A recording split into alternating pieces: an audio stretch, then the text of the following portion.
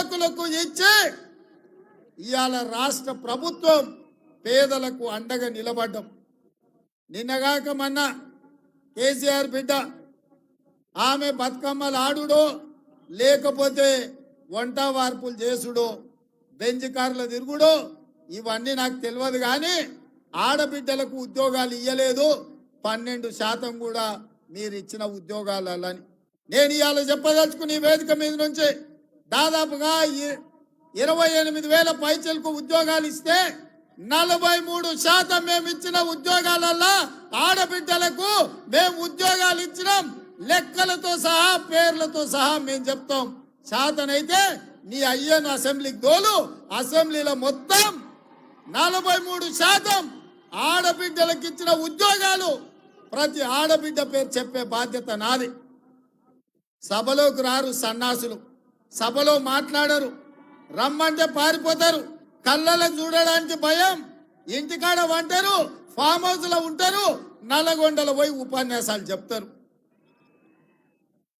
మళ్ళీ వస్తాయి కదా అసెంబ్లీ ఎన్నికలు, లేకపోతే రేపు జరగబోయే పార్లమెంట్ ఎన్నికలు, మీకు డిపాజిట్లు వస్తావేమో చూసుకోండి. ఈ శాసనసభ సమావేశాలలో మీ అయ్యని రమ్మను, మేము ఏం చేసినామో లెక్కలు చెప్తాం. ఇవాళ ఇన్ని రోజులు ధర్నా చౌకే వద్దు, ధర్నా చౌక్ ఎందుకు అన్నారు? మరి ఇవాళ సిగ్గు లేకుండా పోయి ధర్నా చౌక్లో ధర్నాలు చేస్తున్నారు. మా ప్రభుత్వము ప్రజాస్వామిక ప్రభుత్వం, ప్రజాస్వామ్యంలో ప్రతిపక్షాలకు స్వేచ్ఛను ఇవ్వాలి అని మా ప్రభుత్వం అనుమతిస్తేనే ఇందిరా పార్కు ధర్నా చౌకులో ఆమె కవితమ్మ ధర్నా చేసింది. మీ అయ్యి ఉన్నప్పుడు ఎప్పుడైనా ఎవరికైనా అవకాశం ఇచ్చిండ్రా అమ్మ? ఎవరితోనైనా మాట్లాడిర్రా? ఎవరికైనా కనిపించినా మీ అయ్యా? ఇవాళ ఆడబిడ్డలకు అవకాశం లేదంటవా? 2014 నుంచి 2019 వరకు మంత్రివర్గంలో ఒక మహిళ కూడా లేదు. ఆయనలో ఏడిపోయిందమ్మా నీ తెలివితేటలన్నీ? ఆయనలో నీకు శాత కాలేదా మీ నాయనని అడగనికే? అయ్యా ఒక మంత్రిని ఈ మంత్రివర్గంలా అని. అది మాత్రం శాత కాదు. 90 రోజులు కాలేదు, ఓ దిక్కు 6 అడుగులైనా, ఓ దిక్కు పోయడముతైనా, ఇంకొక దిక్కు కవితమ్మ, వీళ్ళందరూ బయలుదేరిండు మనతో కొట్లాడతారంట. ఏందా కొట్లాడేది? మీ శాతం అయితే మీరు ఏం చేసిరో చెప్పురు. ఇక ఆయన మేడిగడ్డ 3 పిల్లర్లు పోయినాయి, 3 పిల్లర్లు పోయినాయి కాబట్టి అవి గట్టురని. ఎందుకు తొందర పడుతున్నావు కేసీఆర్? బండారం బయట పడుతుందనా? మేడిగడ్డ కాస్త మేడిపండు అయింది, మొత్తం కుప్పగూలుతుంది, మళ్ళీ వాన వస్తానా?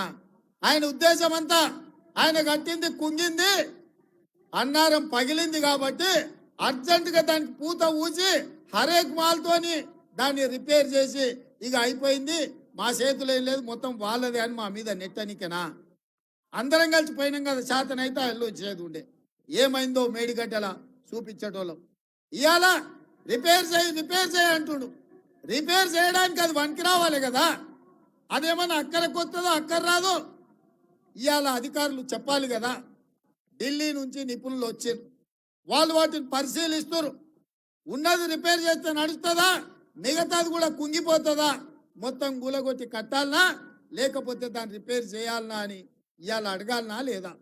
ఇవాళ మనం ఇల్లు కడితే 8 పిల్లర్లు పెట్టి కడితే ఓ దిక్కు 2 పిల్లర్లు భూమిలో గుంగిపోతే మిగతాది చక్కగా ఉంటుందా? మిత్రులారా, మనం కూడా ఇల్లు కట్టిన వాళ్ళమే, సంసారం చేసిన వాళ్ళమే కదా.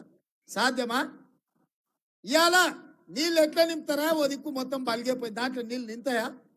చెరువు నిండితే అలిగెళ్తే కూడా నీళ్లు పోతాయి. తూము పగిలిపోతే మొత్తం అంతా బాగానే ఉంది, కానీ తూము బొక్క పడితే నీళ్లు ఉంటాయా? ఇవాళ మేడిగడ్డ